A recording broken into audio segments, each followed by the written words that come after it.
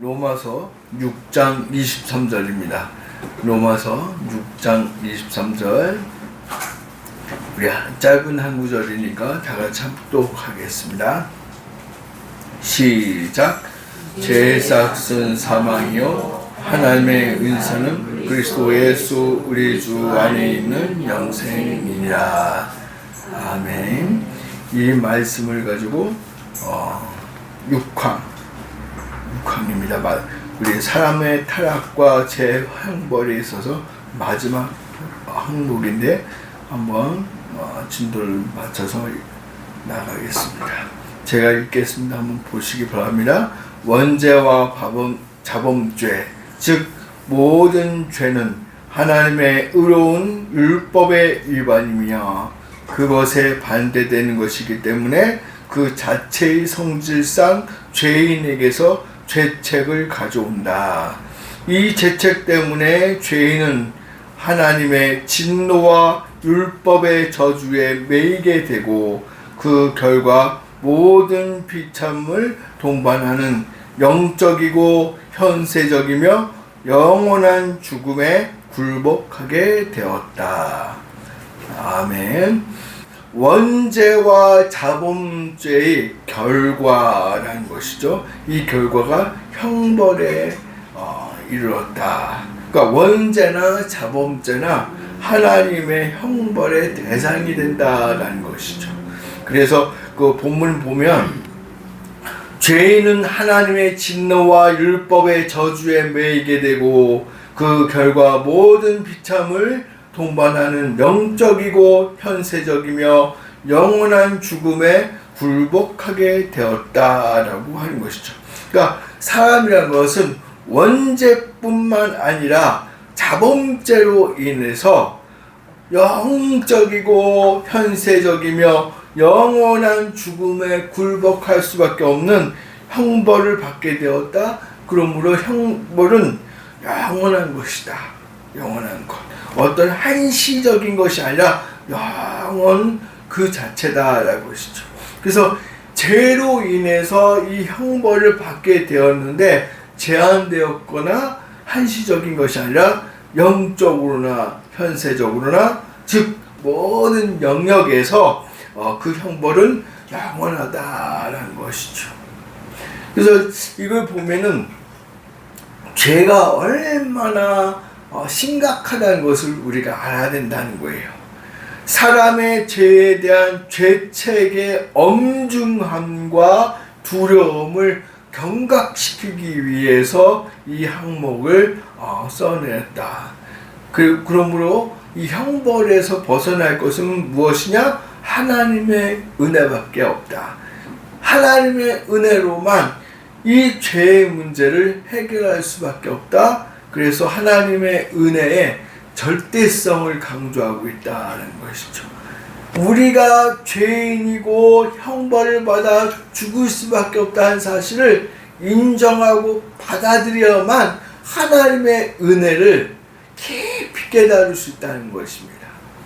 많은 사람들이 하나님의 그 은혜에 대해서 감사하다고 말은 많이 하는데 자기 죄에 대해서는 고백을 잘 안 하려고 그래요. 왜냐? 사람 자신의 능력을 과대평가하고 싶어서 그렇다라는 것이죠. 마치 내 죄를 고백하면 사람의 능력을 어떤 과소평가하는 것 같고 내가 무엇을 할 수 있음에도 불구하고 이 죄를 인정함으로 내 능력이 저하되는 것처럼 생각을 해가지고 자꾸 이 죄를 강조함에 있어서 부정적으로 생각하고 자꾸 언급을 안 하려고 한다는 것이죠. 그런데 우리가 거꾸로 생각해야 된다는 거예요. 우리 죄를 인정하고 거기에 대한 죄책으로서 형벌을 받을 사람이라는 걸 인정을 해야만 하나님의 은혜가 드러난다라는 거예요. 이해하셨죠? 그것이 우리의 기독교라는 거예요. 기독교. 근데 그 안에서도 이게 자꾸 축소가 된다라는 것이죠. 그래서 우리가 이제 매스컴을 보고 설교를 듣는다든지 좋은 어떤 프로그램 같은 걸 이렇게 보면은 참 안타까운 게 뭐냐면 내가 죄인임을 고백하고 하나님의 은혜를 드러내는 어떤 설교나 어떤 프로그램들은 점점 사라지고 크리스찬임에도 불구하고 나의 어떤 능력을 인정받는 또 인정받아야 하는 그런 어떤 설교나 어떤 프로그램들을 볼 수가 있다는 것이죠. 그런 설교를 볼 때 또 그런 프로그램들을 볼 때 마치 자기가 그 영향도 받는 것처럼 막 좋아하더라는 것이죠.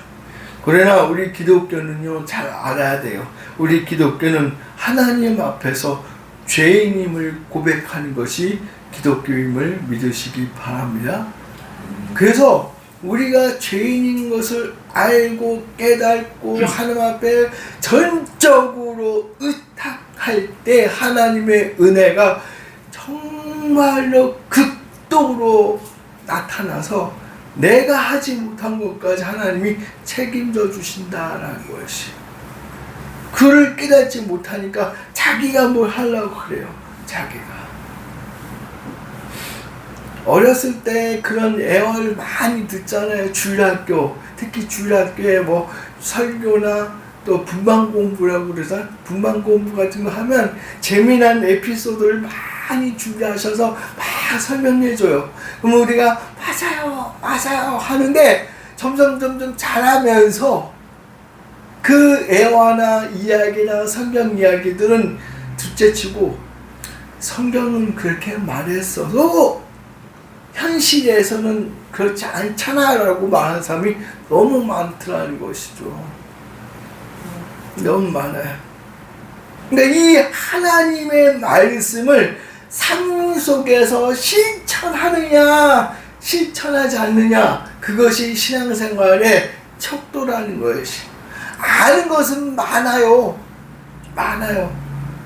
근데 그거를 내 삶 속에서 실천하느냐 실천하지 않느냐 그것이 우리의 신앙생활에 어떤 척도가 되어서 하나님의 은혜를 많이 받고 축복 많이 받는 사람들 보면 금전적으로 부자가 되었고 뭐가 되었고가 중요한 게 아니에요. 가만히 보시면 하나님의 말씀을 실천하고 있는 사람들이 은혜 가운데 감사하며 살더라라는 것이죠. 그래서 죄는 어떻게 만들어져 가지고 우리에게 들어온 것이 아니라 사람의 불순종으로 인해서 영원한 형벌이 되었다는 것이.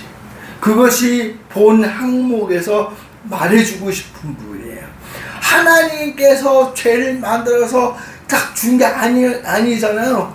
아담과 하와로부터 시작된 모든 죄가 우리들의 불순종 때문에 생기게 되었다는 거예요. 그렇기 때문에 언제나 자범죄 그 모든 걸 다 통틀어서 우리의 책임이라는 거예요. 우리가 형벌을 받고 우리가 그 형벌 죽음을 맛볼 수밖에 없다는 것이. 근데 많은 사람들은 그걸 거부하고 그걸 원하지 않는다라는 것이. 하지만 죄는요, 말씀에서 보면 율법에 반대되는 정확한 죄임을 말씀하고 있다는 것이. 그래서 죄는 율법의 위반이며 그것에 반대되는 것이다. 그래서 이 6항에 있어서 사람의 타락, 죄, 형벌 이 항목에서 뭘 말해주고 싶은 거냐면 언제나 자범죄, 모든 죄죠. 이 죄 때문에 사람은 형벌을 받을 수밖에 없는데 예수 그리스도로 말미암아 하나님의 은혜로 말미암아 구원받게 되었다라는 것을 말해주고 싶은 거다라는 것이. 이해하셨습니까? 예.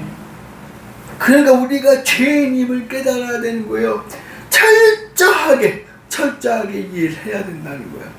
내가 죄인임을 철저하게 이해하고 하나님의 은혜에 감사할 때 하나님의 능력이 나로 인해서 나타나는 것이, 내가 죄인임을 거부하고 그냥 죄는 죄고 나는 나야 라고 그렇게 생각하고 신앙생활하면 하나님의 은혜가 은혜로 다가오지 않는다는 것이. 적용 부분을 보면요, 그동안 우리는 아담의 죄로 인하여 그 후손인 세상 모든 사람은 죄책으로부터 자유롭지 못하여 그 형벌을 받을 수밖에 없다는 것을 살펴보았다. 많은 사람은 사람의 공로를 나타내려고 죄를 언급하지 않으려 하지만 하나님을 온전히 믿는 자라면 사람의 죄와 형벌을 강조함으로 오히려 하나님의 은혜를 드러내는 것이 옳은 방법일 것이다.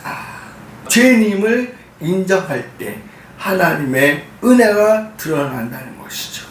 그러므로 세상의 그 어떤 방법으로도 그 사랑을 표현할 수 없을 것이니 다만 우리는 하나님의 은혜에 대하여 감사함으로 조금이나마 답해야 하지 않을까 생각해 본다.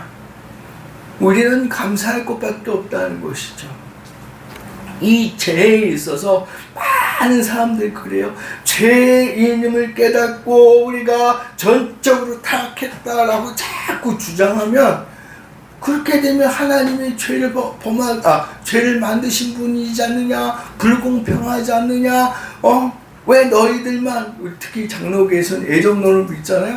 애정론을 해서 택함을 받은 사람들만 구원받는다는데, 그러면 택함을 받지 못한 사람은 억울하지 않느냐 등등등, 자꾸 이 죄의 문제에 있어서 자꾸 인간적인 생각을 집어넣고 또 인간의 능력을 드러내려고 한다는 것이죠.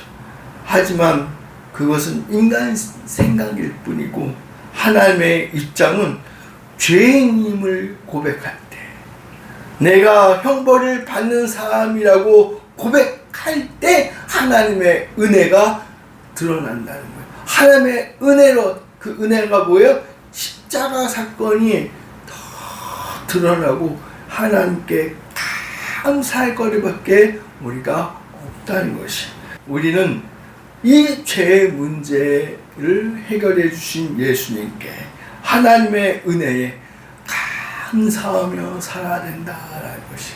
이것이 빠질 때, 이것이 허물어질 때 교회나 어떤 공동체나 그런 데에서 교만이 싹트게 되고 죄가, 악이 드러날 수밖에 없다는 사실.